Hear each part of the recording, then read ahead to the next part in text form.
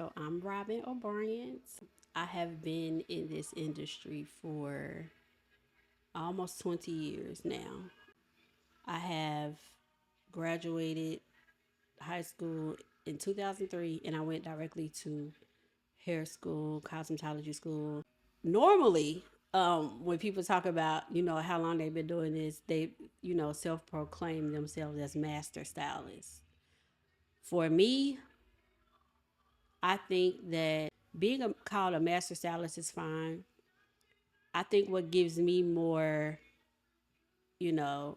help me appreciate me being in this business the longest is being a well-rounded one. And what I mean by that is like being able to not have to stay in one lane to master it.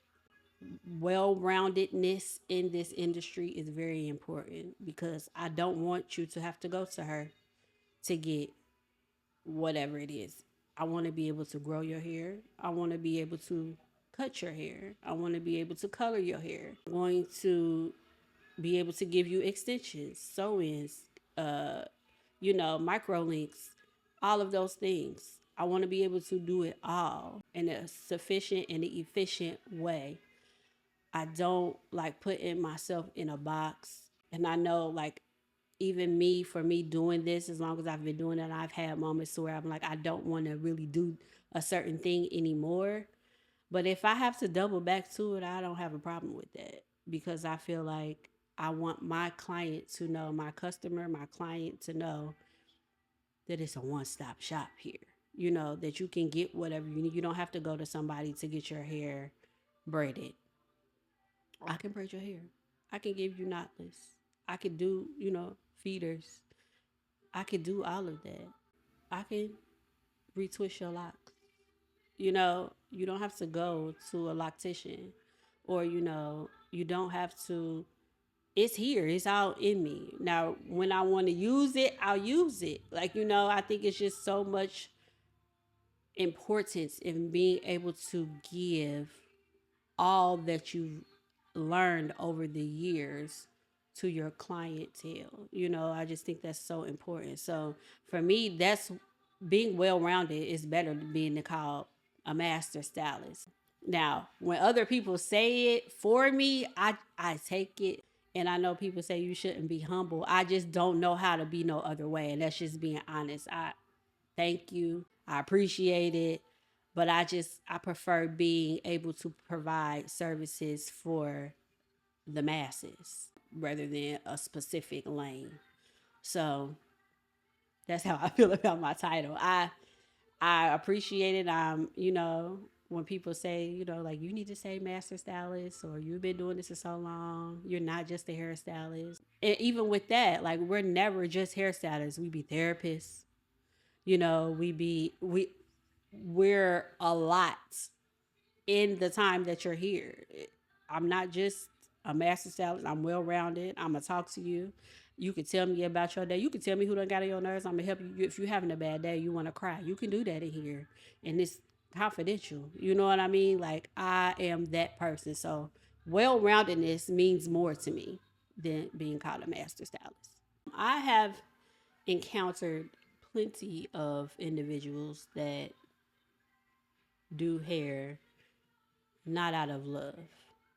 I am a person that genuinely loves to see your hair grow and to see, you feel good about yourself. And when you didn't think that it could get to a certain point, you see that it's gotten there, by following simple directions. But I have, even going in schools, you know, just walking in, just like I'm gonna go to a school and get my hair shampooed and flat iron just to see what the atmosphere is like. And you could tell from school who really loves it.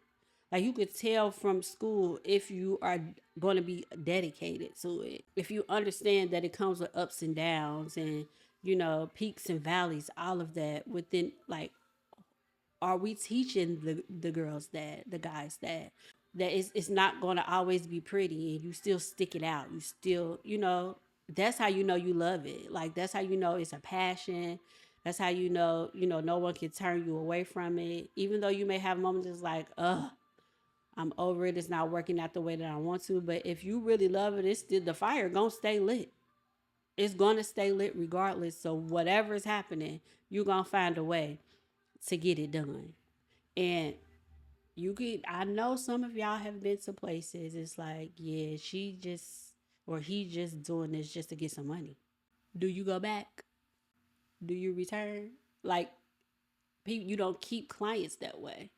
I've always tried to exude that. I've always tried to talk to people and within conversation, letting them know that this is something that I really do love, and because I love it, I'm going to give my all to you, with my, this, like I said, I feel like this is my ministry. So I, I'm going to give that to you, and I want you to see that in me, you know, and even if it's a time to where we're not on the same page about the direction, that we can get there because it's a passion for me to want you to get there. So I'm going to do what I have to do, to make you feel safe and secure on the decision in picking Cool Bliss Studio, because that's what I want. I want you to feel that. Like, I literally want that to ooze out of me. And I just think a lot of people, they lack that. They don't have that tenacity, that they don't want to, they're not flexible, they can't take constructive criticism, because if you really care about it, you want people to tell you how you could be better at it. Tell me, you know tell me. And it's taken time throughout my career to get to this point. I've had my moments of learning and feeling, like something could be off, but it never made me want to stop. It always made me want to keep going and try to learn and try to do the best I can, because I do want people to see that, and that I genuinely am grateful for what the people that come to me. So, yeah. I think that if you are new in this industry, I think it's important for you to get under a person that is really owning a business, successfully owning a business, and has had it for a while. Because I think it's important for you to see the money part. Honestly, not say dive so much into their business, but if you have a person that's willing to show you, willing to walk you through this, don't do this, put your money here, because later on down the line you'll need, you need it for this. Like, when people say we don't have insurance, they're not lying. Like, that's why we're trying to get the dollars. Like, you know what I mean? Because these are things that we have to pay for out of pocket. Like, you just, it ain't just coming. Everybody has their time to where it's a downtime. And if you can't put some money your way, you know, the pandemic, for this business, if you didn't learn, if you were in this industry and you were in the pandemic in this industry, if that did not teach you that, or you didn't have people around you, or it didn't make a light bulb go off for when you got back moving, to move differently when it comes to your money, listen to me. Start now. Put something aside. If you have kids, think about that. You want them to go to college. College is expensive now. I have a 10-year-old. When she gets older, just think how much it could be then. Like, you know what I mean? Like, all of that, you have to think about all of that. And I'm grateful to be a person that let me see, and poured into me. And I'm grateful, that I have family, a support system to also guide me. And, my mom went to hair school also, so, but it's just like, you have to have people around you that can help you move and navigate this to where it's successful for you, and you feel like you're not wasting your time, or you know what I mean? You're not just doing this just to make it to tomorrow. You're doing this because you see something for yourself in the future, and learning all that you can learn, being well-rounded now, is going to help you possibly move from behind the chair, be able to create other forms of income in other ways.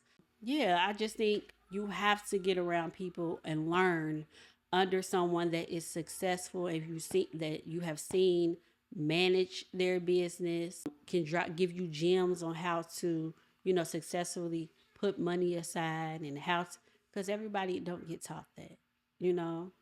So if you have that, if you can find a mentor, if you need a mentor, let me know. You know, I don't mind helping nobody.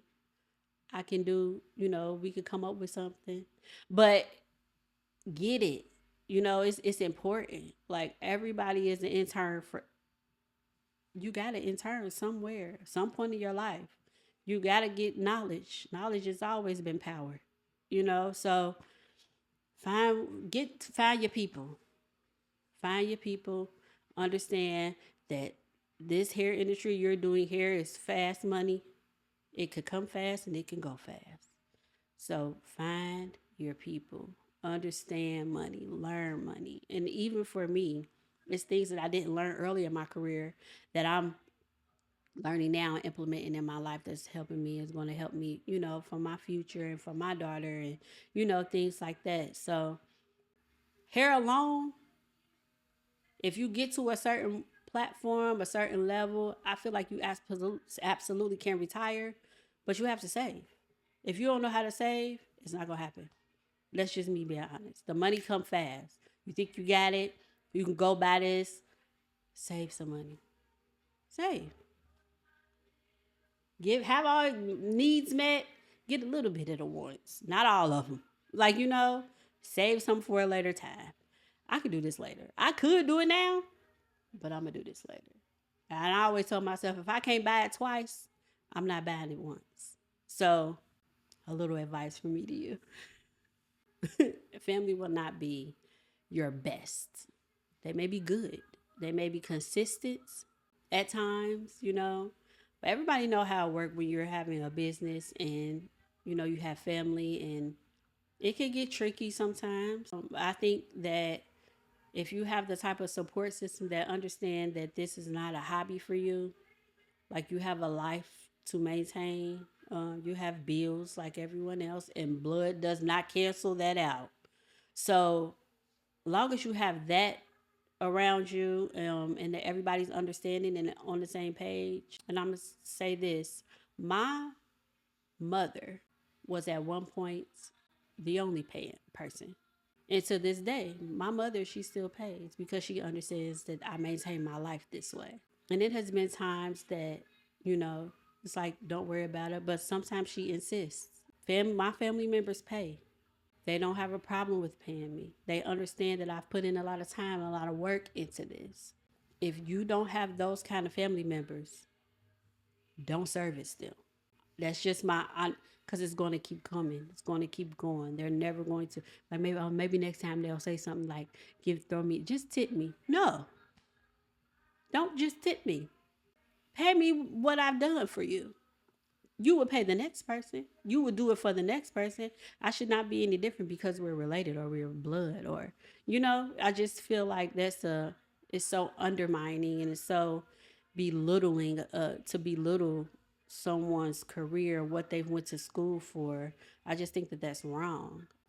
And some people may feel like your mama, like you shouldn't charge your mom, but it's like I have tried plenty of, even when I was at a place where my clientele was not high and I need it, and I would tell her like no, but she would be like, yeah, like here, take it.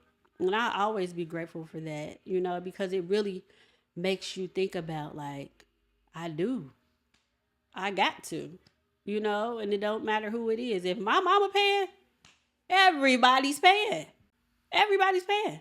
I rarely do. People, you get people do specials all the time. You can get this. I rarely do specials. I'm consistent because I don't want you just to come to me when I have a special. I want you to come to me because you genuinely feel like I'm doing the job that you want me to do. I shouldn't be expecting you every time at a lower rate because it's a lower rate. I don't think that that's right. That's just my opinion. But yeah, my mama pay, everybody paying. And that's just that.